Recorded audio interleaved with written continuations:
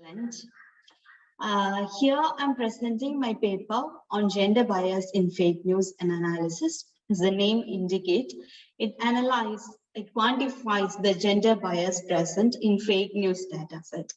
Myself, I am Navya Sahadevan. I was working as an assistant professor in St. Joseph's College, Devagiri, Kerala in India. But right now I'm looking for PhD position. Yes, that's a request. My co-author is Dr. Deepak Padmanabhan. He is working as associate professor in Queen's University, Belfast in UK. So before getting into topic, I'd like to share you a personal experience of mine. I am from Perambra, a place in Calicut in India. Perambra was in news in 2018 for a Nipah virus outbreak. I'm audible, right? Yes, we can hear you. Go ahead. Yeah. For Nipah virus outbreak in 2018. Nipah virus is found in bats and it's spread through air. It was long before Corona, so we had no clue how to handle a mouse spread virus, a virus which spread through air. We didn't know about masks, we didn't know about PPE kits, and we didn't have any clue about how to handle the situation.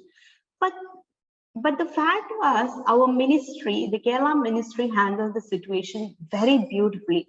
They seek help from all over the world. They assign people from different parts of the world, and they build a team, and they handle the situation very well. But the problem here was that the people of Perambra was very displayed very badly in the news media. There were a hell of a lot of fake news about our people.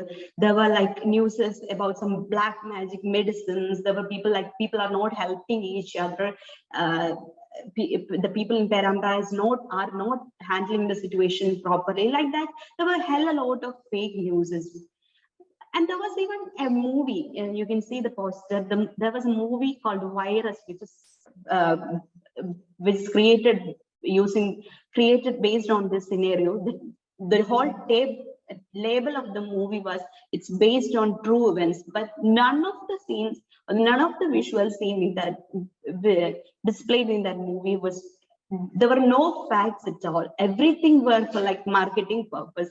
So the people of Perambra, were not at all represented properly in the news media and in the movie and in social media, not anywhere. So it affected us a lot. If anyone among us going outside and tell we are from Perambra, we were like totally isolated. We were not treated well because the whole world believed that we are the people somehow introduced that virus into the atmosphere. Like that, we were treated very badly. So I myself experienced that situation. It was kind of very worst for like 1 to 2 years for us to live in a society who believe that people of Perambra are very bad people like that. So that's when I started to think about fake news and how it can affect people who are not represented well in news media. So that's the topic of my presentation: gender bias found in fake news. We started from gender bias and how they are represented in fake news and when compared with the real news. That's the presentation of my paper. So there are 3 aspects of this topic. First one is abundance. It actually analyzes the relative abundance of male and female word, which means how much male representation are there, how much female representations are there. That's analyzed through the abundance analysis. Second one is effect. It analyzes the relative normalized emotional political densities across gender mention. It analyzes we take a gender mention and we will check are those genders are like portrayed more emotionally or are they portrayed politically. Like that, we compare that and we do that for both female and male. The third analysis is proximal word. It analyzes lexical references around gender mention, which means it actually go into the meanings of the word which is found in association with gender mention. These are the three aspects of the project. I made those into 3 research questions to make it look like better. So first research question is this: how do gender groups fare on their relative abundance within fake and real news? It means we are actually calculating how much, what is the quantity of representation or the comparable representation. Are male and female mentioned equally? Is any one of them is higher or lower? How much representation is there, like that? Second research question is, how do emotions, political references, and sentiments differ across gender mentions, around gender mention, across fake and real news? It actually count the how much emotional are they, or are those genders associated with more with emotional words or with political words, or what is the sentiment associated with these genders, like that? The third question is, how do trends on lexical references surrounding references to gender groups differ across fake and real news? So actually, as I said earlier, it goes into meaning of the words which is associated with the gender mention, which means like, are they nouns, are they pronouns, what kind of words are they, what are the most common occurring words, like that.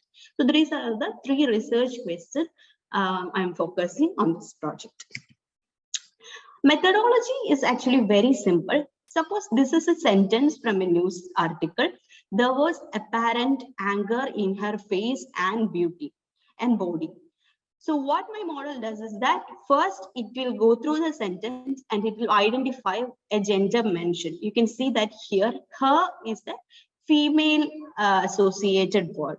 So the model will identify and pick the word her, and it will start to analyze. The analysis is going like this. We are fixing a window size. Suppose say that's equal to 1. So if the window size is 1, then the model is taking one word from the left of the gender mention and one word from the right of the gender mention if the window size is 1.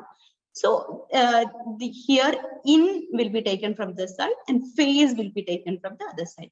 If the window size is 2, then anger and in will be taken from this side and face and will be taken from the other side. Like that, we are fixing a window size and we are taking a window up left and right to the gender mention. That's the methodology. And then we will go into the meanings of the words and what kind of emotion it's representing, like that. Here you can see that if we take window size say 3, then the words anger, apparent anger, and in will be associated with her, and in this side face and body will be associated with her.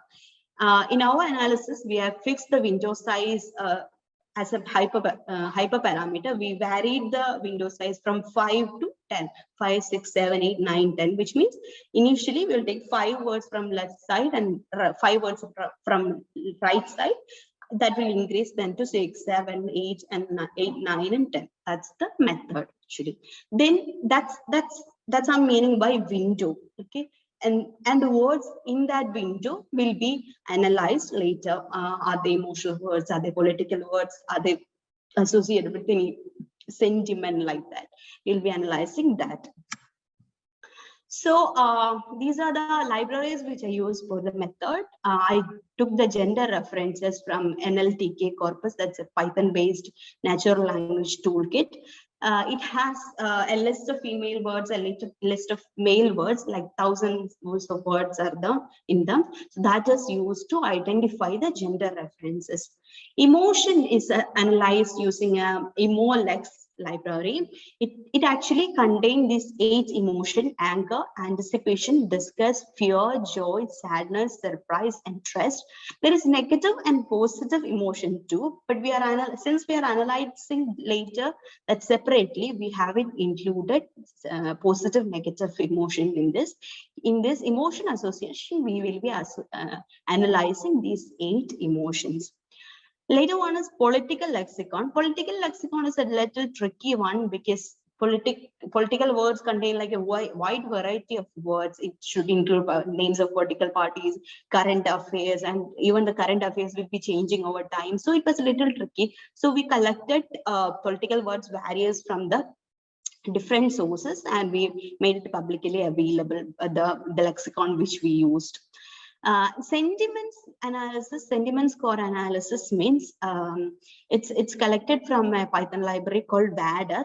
WADR is a library where each word is associated with the sentiment score. If it's a very intentional emotion, it will be scored higher. If it's a negative emotion, it will be scored negatively. Like that, there is a library which associates words into a sentiment score. So that sentiment score is collected. What we did is that, as I said, there will be a gender mention and there will be a window. The word score, sentiment score of each of this word is collected and it's added together. And if that added cumulated score, if that's positive, that's this sentence is labeled as positive. If that gives a negative value, it's labeled as negative. And if it's zero, it's zero. That's the methodology. This is the formulated methodology. So here you can see that suppose M is a gender mention and WM is a window, as I said, words from right and left side, if that's window. If there is a word in this window and if that word is present in an emotional class E, if that word is associated with an emotion E, then such words are collected. Those words are collected for all the female mentions F and for the emotional class E, and they are collected for male as well and for political class as well. So 4 kind of collections are made. The female mention, male mention in both emotion and political.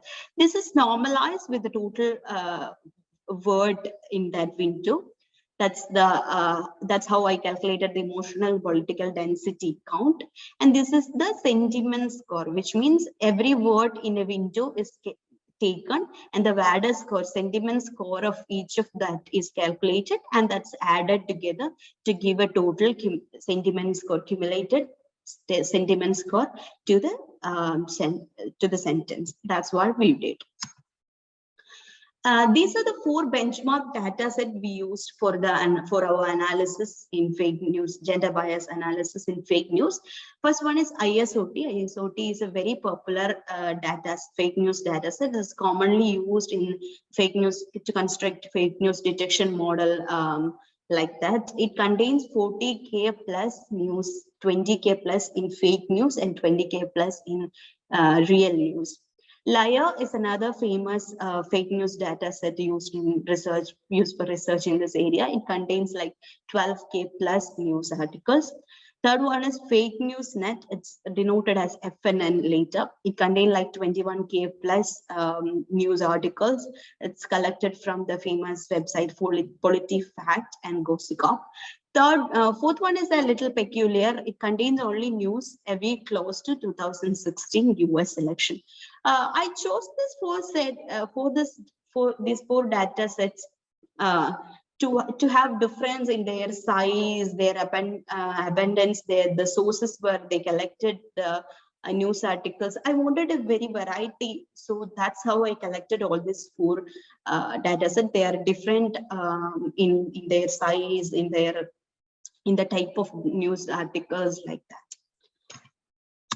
Okay, so that's what I did in my research. So we took gender mention and we have analyzed the how much abundance is there, what kind of words are associated with the gender mention, and what type of words are there. So this is the first result.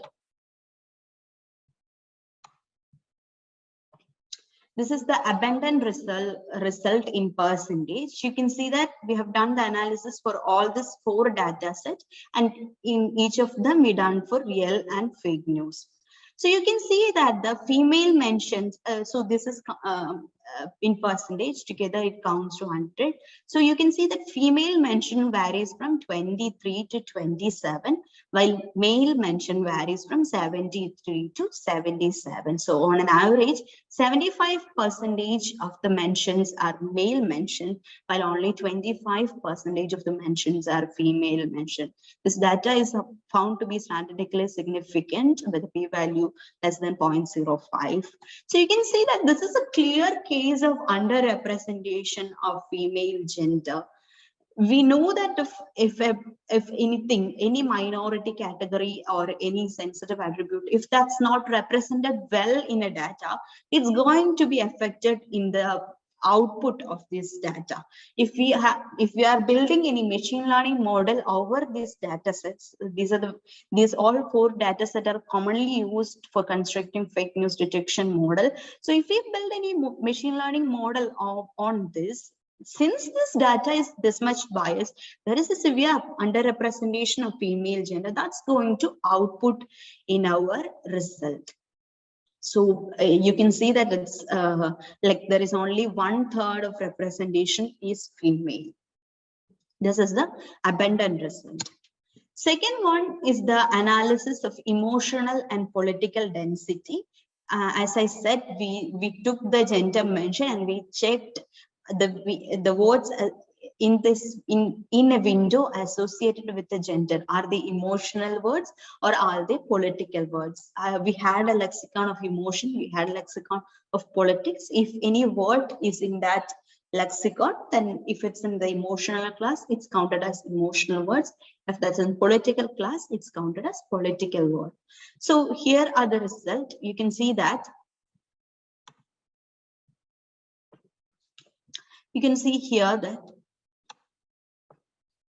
here you can see female emotion is 37.1, but the male emotional words is 35.6. Here the female emotion words are 42.4 and the male emotion words are 42.2. Like that, you can see that when compared with emotional words for male and female in just one veracity real, you can see that female are represented with more emotional words when compared with male.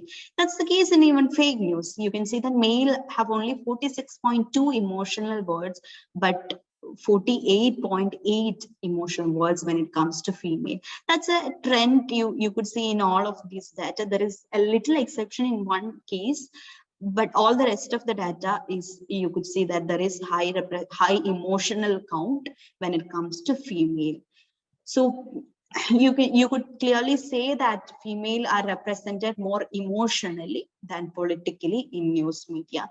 You can also see a different trend in here. This is BuzzFeed data. As I said, BuzzFeed data contains only news associated with 2016 US election. You can see that that has the highest value in political word count. This is the highest value in you can see BuzzFeed here and here, but you can also see that the female has the female male difference is highest in this news data set. You can see here like almost 4% difference, and here almost 5% difference. That's the highest difference in gender when it comes to emotion and political words. That's even though we cannot generalize that, we can say clearly that even it's in the political news, even if that's a news associated with politics or election or something, there also female are represented more emotionally than politically, and that has the highest difference in gender as well. You can see that pattern in here.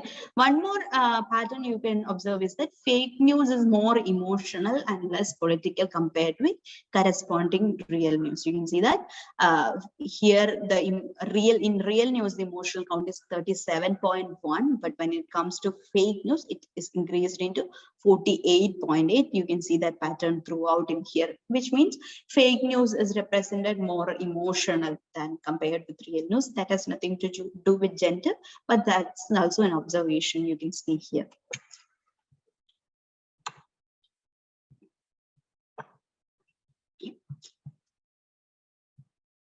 Okay. Table 3 is a sentiment profile analysis. As I said, score of each word is taken, and sentiment score of each word is taken in the window, and they have added. If that gives a positive value, it's counted as positive, and if that gives a neutral, so value 0, that is taken as neutral sentence, and if that gives added score gives a negative value, it's labeled as negative. Here also you can see a few patterns. You can see that if it comes to female, male and female in positive news, male has the higher value compared with female. Okay, so which means male are represented more positive compared with female. But when it comes to negative, you can see that female has the highest value than male. Okay, which says that female are represented with, we have already seen that female are represented more emotionally, and even in that emotion word, you can see that the female are associated with more negative sentiment than positive sentiment. You can see that pattern throughout in here. Here you can see that male has 37 while female has 36.4, but when it comes to here, male has only 26 and female has 27.1. All this data set, female are associated with more negative emotion compared with male. And obviously that when compared with real news, fake news has less positive value and high negative value. That's also an observation, even though that has nothing to do with gender. You can see that fake news has more negative association compared with positive. That's also an observation you can see in here. This is emotion analysis. As I said, word count is a word window. The words in the window is associated with 8 of this emotion: anger, anticipation, disgust, fear, joy, sadness, surprise, and trust. And you can see that trust has the highest value in here. That's obviously because it's real news and fake news. That's all. You can see that real news has high value of trust, while fake news has lower value of trust. That's obvious. The other emotion, you can see that fear has high value, anticipation has high value, anger has somehow a high value compared with this. And you can see that surprise has very low value, joy has very low value in this case. So even though we cannot generalize that, we could say that positive emotion like joy and surprise are little less, while the emotions like anger is higher compared with the other emotion. There is no much gender patterns visible in here. This is the only trend we could observe. And these are the most frequent word associated with male and female in real and fake news. I will give you a few seconds to go through the words and find out the results.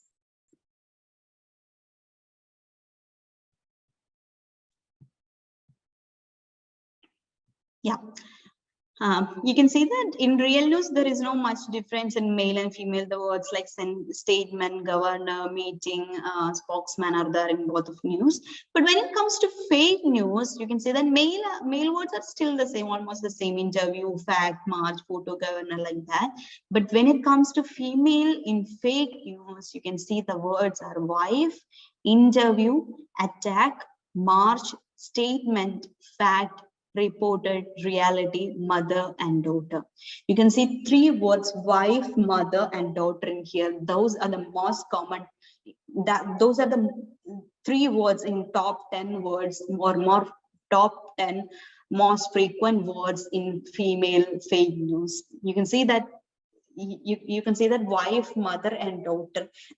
There is no female are represented without an individual, are not represented as individual. They are represented as someone else's wife, someone else's mother, someone else's daughter, like that. There is no like words like interview or statement or anything in this. All these words are like kind of, or either it's objectification or it's kind of victimization. You can see that third most common word is attack. It's a kind of what should I say, an obvious representation as victimization of women in fake news. Yeah, those are the most frequent words, and this is the relative count of those the same news. As you can see that yeah, here wife has like very huge value compared with the other ones here, and attack is third most common word in female fake news. Yes. So those are the observations of my project. So we have analyzed through the the abundance, and we have seen that there is a very underrepresentation of female in news media. And the effect analysis, we have seen that even in those representation, female are represented with more negative sentiments, with more negative emotions, and the proximal words associated with female are either kind of objectification, or they are very sexist words, or they are like they're not represented very well in news media as well. So those are the observations we have found. That we know that to quote the famous author Cathy O'Neill, the author of the book Weapons of Mass Distraction, I can quote her. She says that one of the problem with our blind trust in algorithm is that we can propagate discriminatory patterns without acknowledging any kind of intent, which means in this case, these 4 data sets are the benchmark data set, the most common data set. There are like n number of research papers published on these data sets, but these 4 data sets itself are biased, and that's a very huge bias you can observe in those data sets. So if we are building any kind of machine learning or artificial intelligence model based on this data set, the output is going to be biased. That's we have seen that if the data fed to a machine learning model, if that data itself is biased, the output is going to be biased. Now we have a new emerged equality. We have a new opportunity to create a new level of equity in terms of data, because data is going to be used in each and everywhere. We are trying to incorporate machine learning in every fields, including medical fields. But if we are not assuring fairness in the data set, the output is going to be biased, and that's going to create a feedback loop, and we will end up into canceling out all the decades of advancement we have in terms of equity. So this is a small part of the whole project that I'm planning to do. And now I'm planning to look into other minority representation in fake news data set, and how demography is how different demography is represented, and how it's going to be different in how should we consider those cases differently.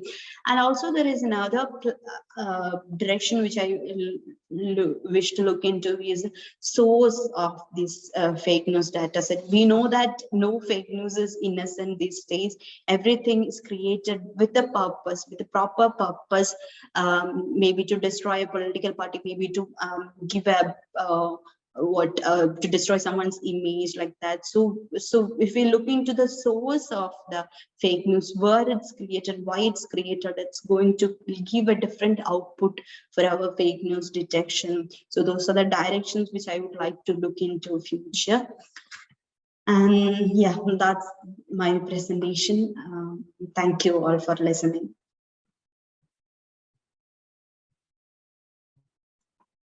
Thank you for the presentation. Any questions in the room? No?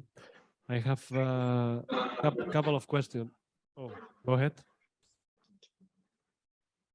Anyone on the line? No?